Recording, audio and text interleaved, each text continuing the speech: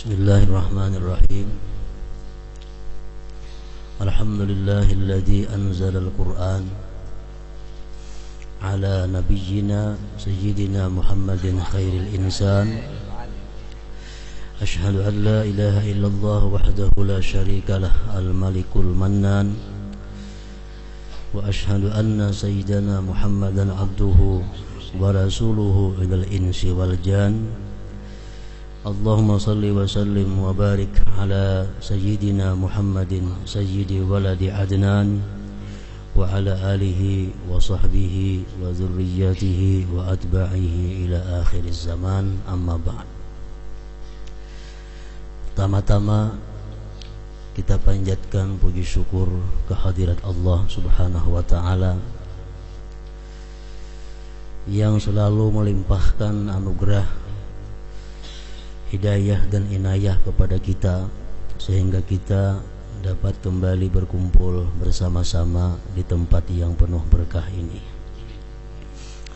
Dan pula tidak lupa kita menghaturkan salawat dan salam keharibaan junjungan kita Nabi besar Muhammad sallallahu alaihi wasallam dan kepada seluruh keluarga, para sahabat, zuriyat dan pengikut beliau sampai hari akhir nanti.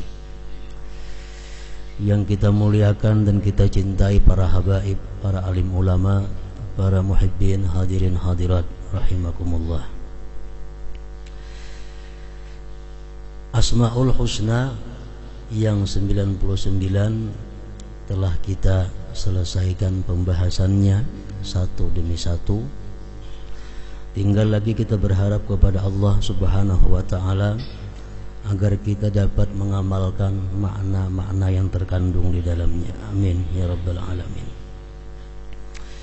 Dan kemudian rencananya sesudah kita menyelesaikan Asmaul Husna itu, kita akan membahas satu persatu mengenai surah-surah yang ada di dalam Al-Quran, mulai dari surat Al-Fatihah sampai surat An-Nas, dengan harapan kita dapat mengetahui kenapa surat itu dinamakan demikian, dan kita akan membahas sebagian ayat-ayat yang perlu kita bahas di dalam tiap-tiap surah itu nantinya. Para muhibbin rahimakumullah, Rasulullah sallallahu alaihi wasallam bersabda, khairukum man ta'allamal Qur'an wa 'allamah. Rawahul Bukhari wa Muslim. Sabda beliau, sebaik-baik kalian adalah orang yang belajar Al-Quran dan mengajarkan.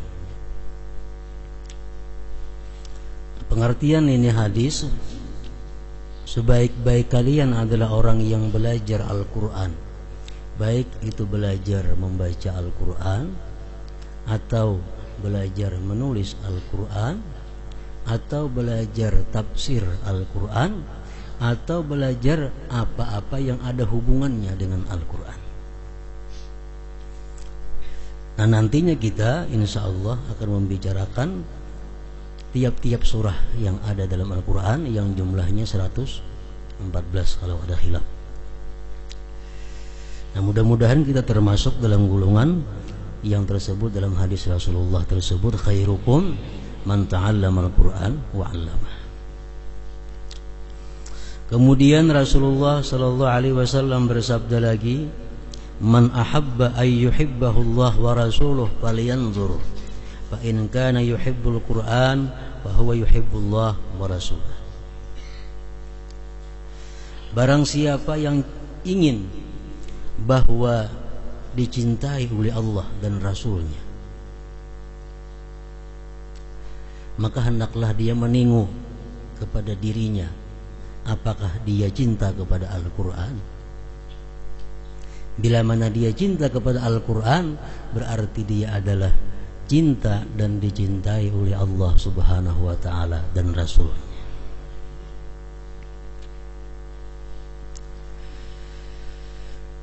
Yang ketiga, hadis Rasulullah sallallahu alaihi wasallam kepada salah seorang sahabat beliau yang bernama Abu Dzar Al-Ghifari. Ya Abu Dzar, la anta kedua fata'allam ayatan min kitabillah khairun min an tusalliya mi'ata rak'ah. Wahai Abu Dzar, sungguh kamu pergi dari rumah misalnya ke tempat pengajian. Kamu pergi, lalu kamu belajar di sana satu ayat dari Al-Quran, satu ayat aja. Itu lebih baik bagi engkau daripada engkau di rumah sembahyang 100 rakaat. Nah, jadi harapan kita mendapat apa-apa yang telah disampaikan oleh Rasulullah ini.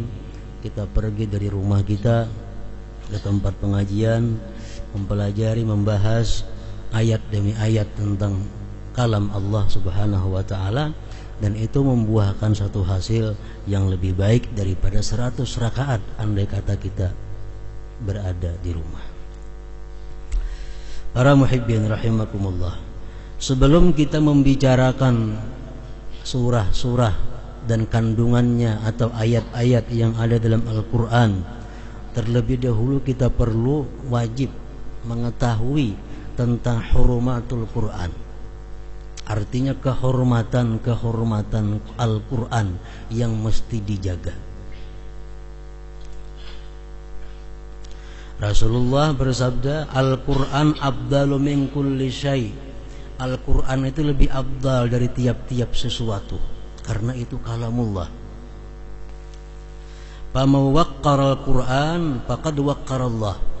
Orang yang menghormati Al-Quran berarti dia menghormati Allah. Wa man istakhaffa bil Quran, siapa yang memperinting, meremehkan dengan Al-Quran, istakhaffa bihaqqillah, berarti dia memperinting dengan hak Allah Subhanahu wa ta'ala. Nah, jadi ini dulu yang perlu kita ketahui sebelum kita membicarakan tentang Al-Quran. Persiapan kita, bekal kita agar Al-Quran ini menjadikan syafaat bagi kita, kalau kita bisa menjaga kehormatan Al-Quran itu.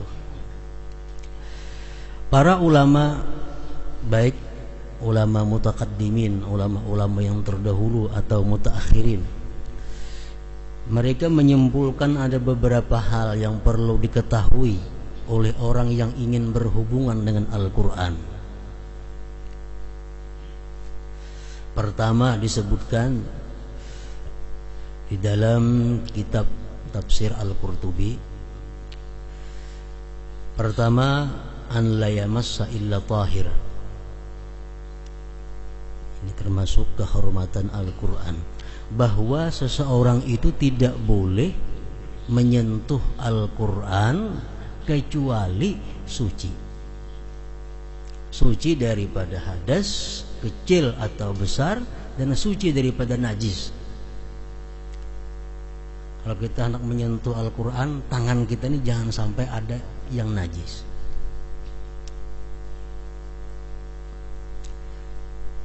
La yamassuhu illal mutahharun. Al-Quran mengatakan tidak menyentuh akan Al-Quran itu kecuali orang-orang yang suci.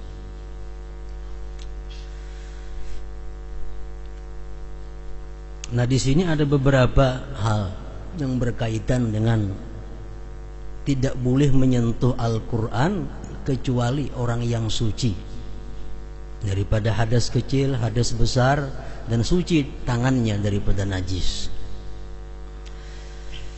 Yang pertama di situ adalah tidak boleh dia menyentuh huruf-huruf Al-Quran. Kan Quran itu ada huruf-hurufnya dalam Quran. Bismillahirrahmanirrahim. Nah, itu kada boleh disentuh kecuali suci.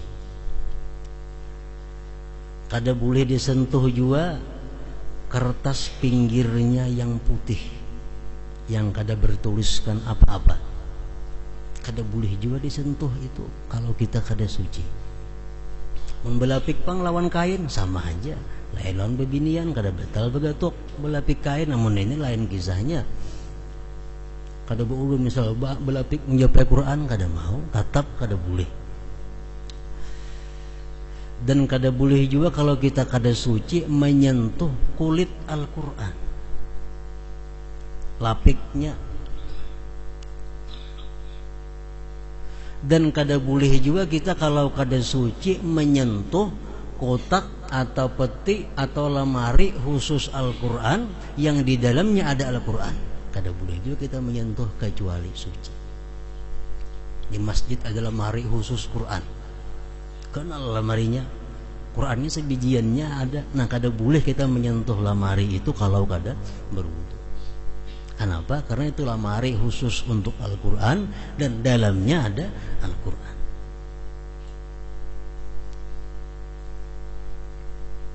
Tidak boleh menyentuh akan dia kecuali orang yang suci. Yang kedua,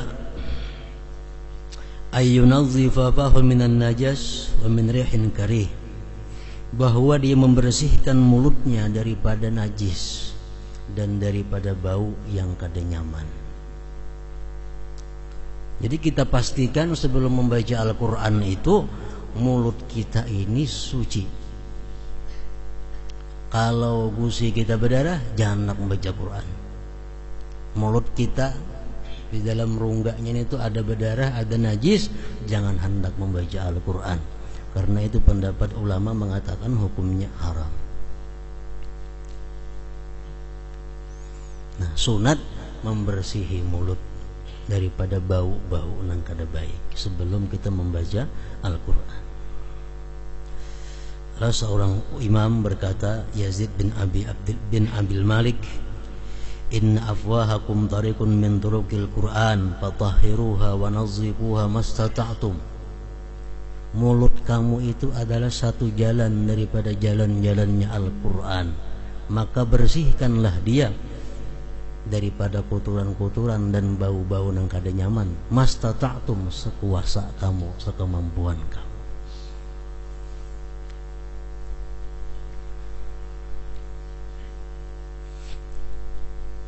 Jadi haram kita membaca Al-Quran dengan mulut yang najis. Haram membaca Al-Quran dalam keadaan junub. Haram membaca Al-Quran dalam keadaan haid, nifas.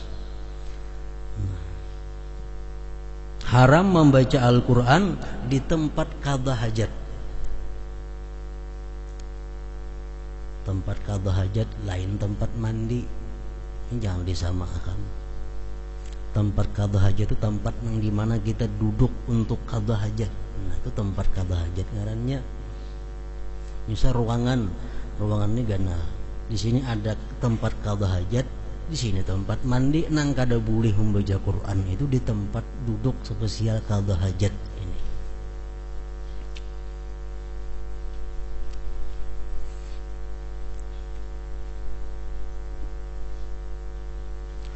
Dan ada lagi pendapat sebagian ulama yang mengatakan bahwa haram pula kita membaca Al-Quran sewaktu kita parahatannya buang angin.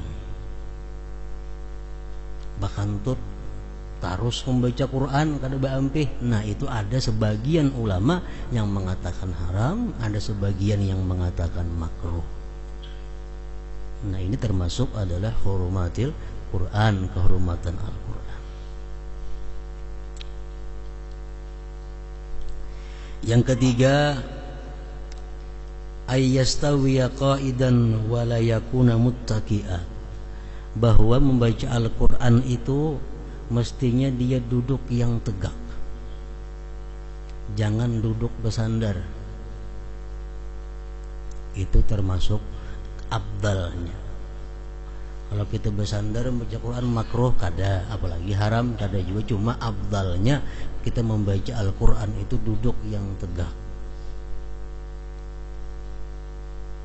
Yang keempat, yang ketiga tadi ayyastawiya qa'idan wa la yakuna muttaqi'a, dan yang keempat ayyalbasa siyaba nadhifin wa tajammulin li'annahu munajin rabbah, bahwa dia memakai pakaian yang bersih, pakaian yang elok, karena dia sedang munajat kepada Tuhannya. Jadi artinya kita membaca Al-Quran itu dalam keadaan berpakaian. Satu, pakaian kita menutup aurat, walaupun di tempat saurangan, walaupun di tempat sunyi, walaupun di dalam kamar kita membaca Quran, tetap kita menutup aurat. Ini perhatian khususnya kepada ibu-ibu. Laki-laki jarang bisa kadatin masalah berhandap membaca Quran. Nah cuma kalau bini-bini betapih di dada membaca Quran, membuka aurat, maka kamban kada betapih dada di tangan Quran. Ini kada patut. Nang dipegang ini adalah kitab Allah, nang dibacanya kalamullah, yang dihadapinya Allah subhanahu wa ta'ala. Pakaian betapih di dada kada cocok, itu kada patut.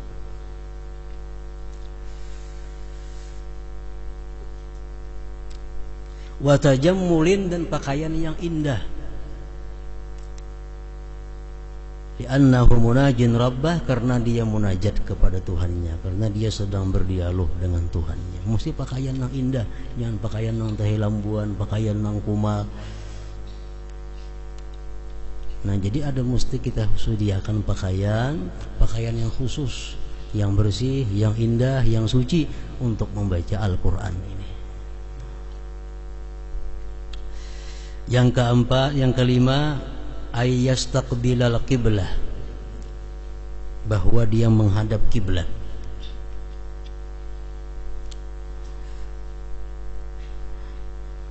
Li'annahu asyraful jihad, karena kiblat itu semulianya jihad. Jadi orang membaca Quran membelakangi kiblat, lawan nang menghadapi kiblat itu lain pahalanya. Kenapa? Sebabnya karena ininya ada pahala membaca Quran, ada pahala duduk menghadap kiblat.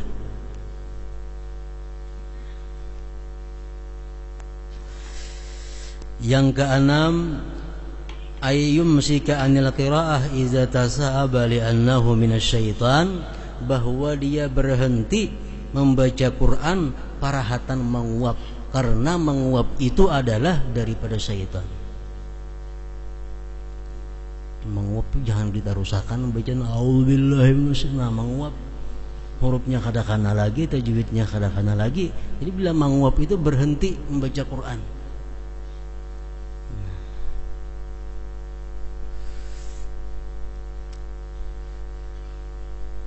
Yang ketujuh, ayyasta'idza billahi minasyaitan inda ibtidaihi, bahwa dia mengucap auzubillah ketika memulainya. Sekurang-kurangnya auzubillahi minasyaitonir rajim. Selengkapnya auzubillahi samiil alim minasyaitonir rajim. Bismillah tasarah aja. Bismillah kaimbahnya auzubillah atau hendak kada tasarah. Cuman yang penting auzubillah. Kecuali di awal surah. Nah, kalau awal surah buat bismillahnya. A'udzubillahi minasyaitonirrajim. Bismillahirrahmanirrahim. Yasin. Itu di awal surah. Kalau di pertengahan surah tasarah. Kenapa bismillah boleh, hendak kada bismillah boleh. Artinya kalau kita kada bismillah, kita kada mengurangi kehormatan Al-Qur'an. Itu amun di tengah, di pertengahan surah. Yang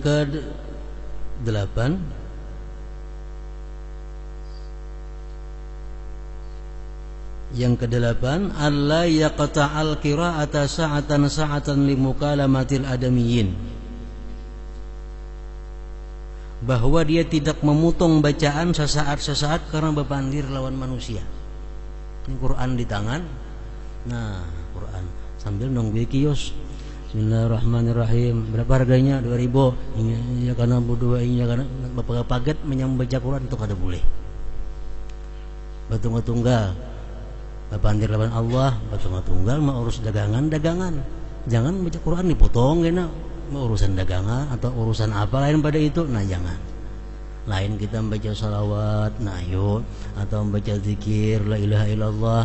Kalau urusan Quran ini lain daripada zikir yang lain. An la yaqta'al qira'ah sa'atan limukalamatil adamiyyin. Yang kesembilan, ay yaqra'ahu ala ta'udatin wa tartilin wa tahsinin wa tafahumin wa isma'i nafsih. Dia membaca Quran itu perlahan. Jangan kada buku beruas. Nilainya kada ada buku beruasnya itu. Kemudian membaguskan bacaannya. Membaguskan bacaannya artinya membaguskan tajwidnya, membaguskan suaranya dan lainnya. Dan mempahamnya, kalau memaham.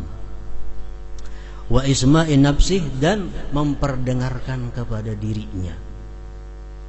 Bacaan kita Al-Quran itu dihukumkan kita membaca Quran kalau kita mendengar suara kita. Amun kita kada mendengar suara kita seorang, ini orangnya kada membaca Al-Quran. Orang sembahyang membaca Fatihah hukumnya wajib, tapi kada berbunyi. Nah, kada berbunyi, muntungnya aja bergerak, bunyinya kada ada, itu kada membaca, ngarannya kada sah sembahyangnya. Bewirid kah?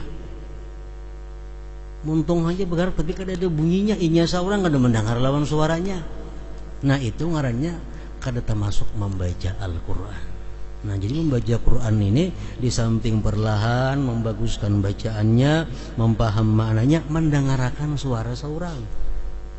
Mendengarkan suara seorang. Wa isma'i nafsi. Yang ke-10, idzan tahat qira'atuhu fayaqulu sadaqallahul azim wa ballagha rasuluhul karim wa ana 'ala dzalika minasyahidin. Itu amun memandak membaca Quran, sadaqallahul azim, artinya maha benar Allah yang maha besar, wa ballagha rasuluhul karim, telah menyampaikan rasulnya yang maha mulia, wa ana ala dzalik minasyahidin, dan aku atas yang demikian menyaksikannya. Nah, itu. Yang ke-11, ay yaqra'al Qur'an ala tartib. Dia membaca Quran itu menurut tartib. Itu yang afdal. Al-Baqarah dulu kita baca, hanya Ali Imran, hanya An-Nisa, dan seterusnya. Kalau kita membaca misalnya mulai Wadduha, nah Wadduha hanya Alam Nasrah, iritannya, tertibnya. Kalau kita baca bapaling, kada makruh, apalagi haram, cuma menyalahi yang afdal. Kayak Yasin lawan Tabarak, mana terdahulunya dalam Quran? Terdahulu Yasin, Yasin dahulu hanyar Tabarak. Amun kita dahulu Tabarak bang hanyar Yasin, sah aja, boleh aja, kada haram, kada makruh, cuma kurang disukai oleh Allah Subhanahu wa taala. Artinya membacanya itu sesuai susunan tertib nang ada, tertib surah. Kalau tertib ayat itu wajib. Macam Fatihah, Bismillahirrahmanirrahim, Alhamdulillahirabbil alamin, Arrahmanirrahim, ujungnya waladhdallin. Nah, itu tertibnya itu wajib. Kalau tertibnya dibalik itu haram. Baca Fatihah mulainya ghairil maghdubi alaihim waladhdallin, siratal ladzina an'amta alaihim, ihdinas siratal mustaqim. Nah, dibalik dinto, nah itu haram. Membalik ayatnya kalau per surah dibalik itu adalah menyalahi abba. Yang ke-12, ayyada al-mushaf ala makanin zahir murtafi aw fi hujrihi. Bahwa dia meletakkan Al-Quran itu di tempat yang suci tinggi atau di asuhannya. Kita membaca Quran tuh, jangan di lantai mandak. Sakat di tempat yang tinggi pada dambar umpamanya, atau di asuhan.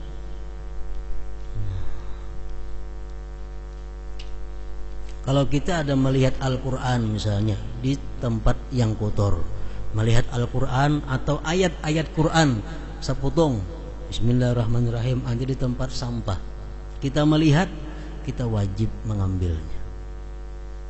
Kita wajib mengambilnya. Kalau kita kada mengambil, antara dua. Pertama, haram. Kalau di hati begaritik, kada apa-apa juga, kafir. Nah, jadi kalau kita melihat ada asma Allah, melihat ada nama-nama Rasulullah, melihat ada potongan-potongan Al-Quran di tempat-tempat nang kotor, itu kewajiban kita untuk mengambil. Membuang sudah nyata kafir itu. Bismillahirrahmanirrahim, ada di kertas, buang ke tempat sampah, ada boleh. Pendapat yang kuat mengatakan kafir.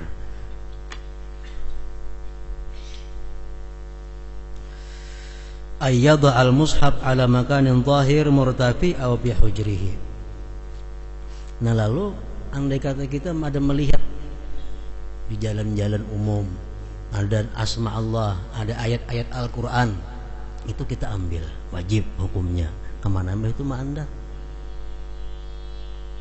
Ma'andak kemana?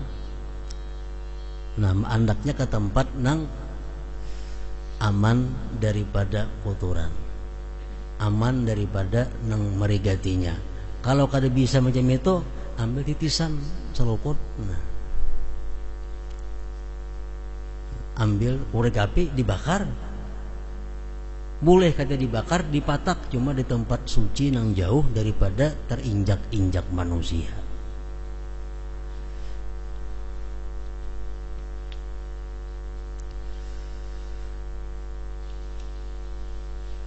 Yang ke-13, an la yamhuwal Qur'an minallahu bil busaq walakin yaghsiluhu bima'in tahir.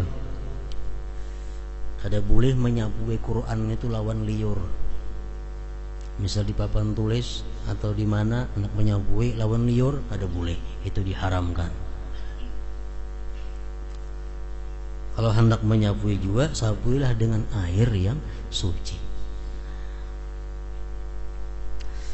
Yang ke-14, ayyuhrikahu idza baliyat, bahwa dia membakar itu Al-Quran bila mana sudah hancur, ada kau lagi dibaca, atau dia patak fi makanin tahir ba'idin an mamarril aqdam, aw yadfanaha, atau dia kubur Al-Quran itu di tempat yang suci yang jauh dari terinjak-injak batis. Quran yang sudah karam, orang bahari yang tahu mufren ada kau dibacai lagi. Nah, diapain itu? Dibakar. Indah membakar patak, tapi di tempat yang jangan terjajak orang. Kayak itu juga halnya kita melihat ada di undangan-undangan, ada Bismillahirrahmanirrahim, ada di undangan pengantin membacaan Quran macam-macam, nanti mbak kita dapat undangan itu, bakar undangannya. Kalau terjajak kalian atau Allah kipas karena ada kipasakan, itu kada sesuai dengan kehormatan Al-Quran. Yang ke-15, ayyu'ti 'ainaihi haqqahuma minan nazar fil mushaf, bahwa dia memberikan dua mata itu akan haknya daripada memandang Quran. Jadi kalau kita membaca Quran itu, yang lebih baiknya itu kita memakai Al-Quran untuk menunaikan hak mata.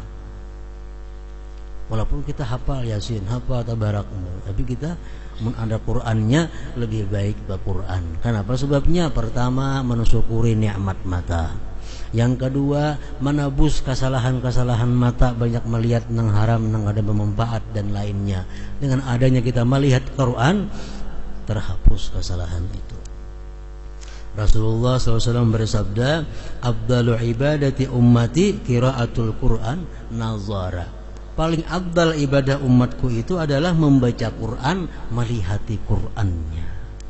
Melihati Qurannya. Yang ke-16, an la yata'awwal al-Quran bi ra'yihi wa nafsihi. Jangan hendak menakwil-nakwilkan Quran itu dengan pikirannya dan nafsunya. Memaknai Al-Quran, menafsirkan Al-Quran, jangan hendak lawan pikiran seorang, jangan hendak lawan durungan nafsu seorang. Kenapa? Karena tafsir Quran itu sudah ada yang menafsirkan oleh Rasulullah dan para sahabat-sahabat, ulama-ulama yang hebat dahulu. Kita kalau ada ilmunya memaham Al-Quran, nah itu adalah ngarannya nafsirakan Quran dengan pikiran seorang. Itu diancam Rasulullah dengan ancaman yang berat. Termasuk di sini dicontohkan di dalam kitab tafsir Al-Qurtubi itu adalah beberapa contoh. Misalnya orang ini suka tuju makan. katujuh makan buah makan tuh katujuh makan tahu lah ikan kan Quran ada menyuruh kulu wasrabu jar makanlah kamu minumlah kamu. Nah ini menafsirkan Quran dengan pikirannya seorang gawian yang macam itu dosanya minal kabair, termasuk dosa yang besar. Kadang-kadang kita memaham Quran itu memperinting Quran itu walaupun satu huruf daripada Quran kadang-kadang apalagi satu ayat. Yang ke-17 an la yusrifa bitaghanni bil Quran, jangan melampau batas melagui Al-Quran. Balagu bagus Al-Quran itu, tapi jangan kaliwat lagu. Sing banyakan alifnya panjang benar nang panjangnya kaliwat panjang, nah jangan sampai itu israf. Yang ke-17 ayyujawwida khattahu iza katabahu, bahwa dia membaguskan tulisannya kalau menulis Quran. Menulis Quran jangan barang aja. Yang ke-19 alla yaqra'a fil aswaq mawadi'il laghati, bahwa dia tidak membaca Quran di pasar. Ada sesuai tempatnya. Pasar tempatnya syaitan. Ada cucu Quran di situ, atau di tempat-tempat ribut, tempat-tempat orang-orang bermain dan lain sebagainya.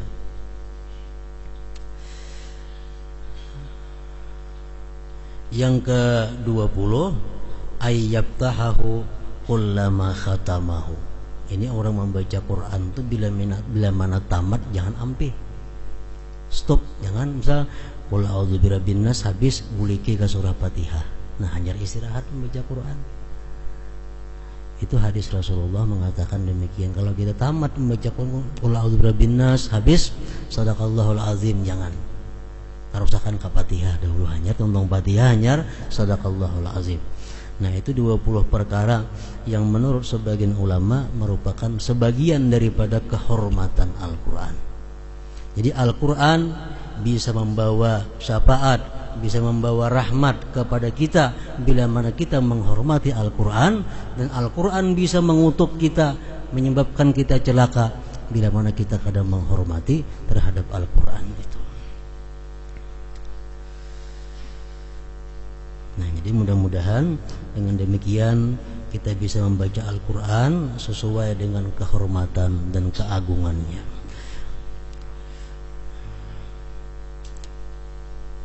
Kepada para jamaah sekalian dimintakan untuk membaca surat Fatihah dengan tujuan agar guru kita Habib Zain bin Ahmad Al-Idrus disihatkan oleh Allah Subhanahu wa taala. Wa ila hadratin Nabi sallallahu alaihi wasallam. Al-Fatihah. Iyyaka na'budu wa iyyaka nasta'in.